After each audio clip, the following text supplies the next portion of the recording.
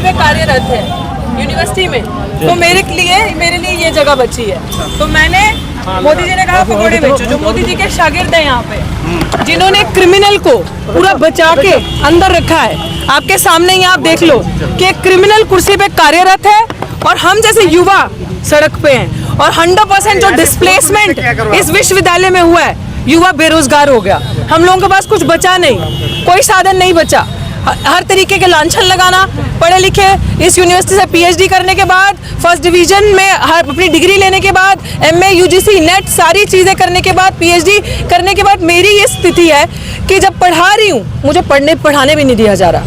और इस गेट के बैरिकेड्स ये दिखाते हैं कि इस यूनिवर्सिटी में हम लोग नहीं जा सकते, और अब ना यूनिवर्सिटी के अंदर जा सकते हैं। तो कुछ तो करना है।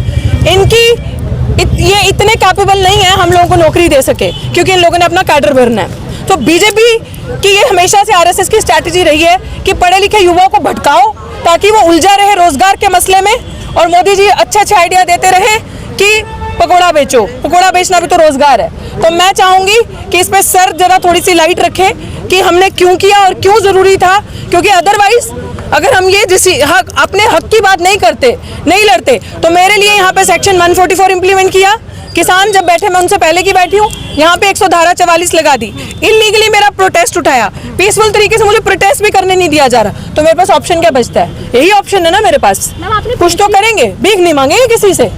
पीएचडी पकोड़े वाली स्टॉल लगाया है, क्या मोदी जी भी कहते हैं रोजगार नहीं है तो आप पकोड़े करिए, तो क्या मोदी जी की बात आपने इम्प्लीमेंट की है यहाँ पर? मोदी, अब इसको इम्प्लीमेंट कह लो या इस चीज का जवाब देना कह लो कि एक प्रीमियम यूनिवर्सिटी में, दिल्ली यूनिवर्सिटी में पढ़ी लिखी लड़की के पास कोई ऑप्शन नहीं बचा, क्योंकि आपने सारे क्रिमिनल्स को अंदर भर्ती करके रखा है। इसीलिए हमारे पास अब ऑप्शन नहीं है, हमारे पास ऑप्शन यही है पकोड़े बेचने का, और हम दिखा रहे हैं। मैं इस बारे में बताना चाहता हूँ। पहले तो मैं डॉक्टर रितु का धन्यवाद करना चाहता हूँ मैं, कि इन्होंने अपनी इज्जत से, अपने स्वाभिमान से कॉम्प्रोमाइज नहीं किया। और हाँ, मोदी जी को मैं मुबारकबाद भी देना चाहता हूँ कि उनकी यही इच्छा है ना, सारी यूनिवर्सिटीज़ में खास तौर पे जो महिलाएं,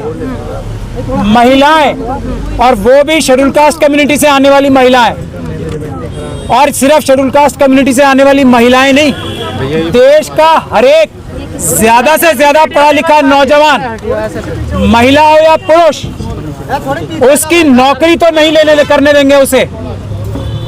जो अंबानी जी के छोटे बेटे की शादी हो रही है ना, उसमें 70 करोड़ रुपए सिर्फ एक सिंगर को बुलाया, 70 करोड़ रुपए उसके खर्च हो रहे हैं। डॉक्टर रितु जैसी पढ़ी लिखी नौजवानों का हक काटकर, हक मारी करके अडानी अंबानी जी के ये जो व्यभिचार हो रहा है, ये शादी नहीं हो रही है, व्यभिचार हो रहा है।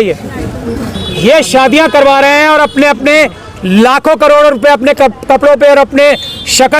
तो जो कहते हैं ना हम यहाँ से पढ़े हैं इंटायर पॉलिटिकल साइंस की डिग्री, तो पहले ये डॉक्टर रितु सिंह की डिग्री देख लें, ऐसे मत बोलना।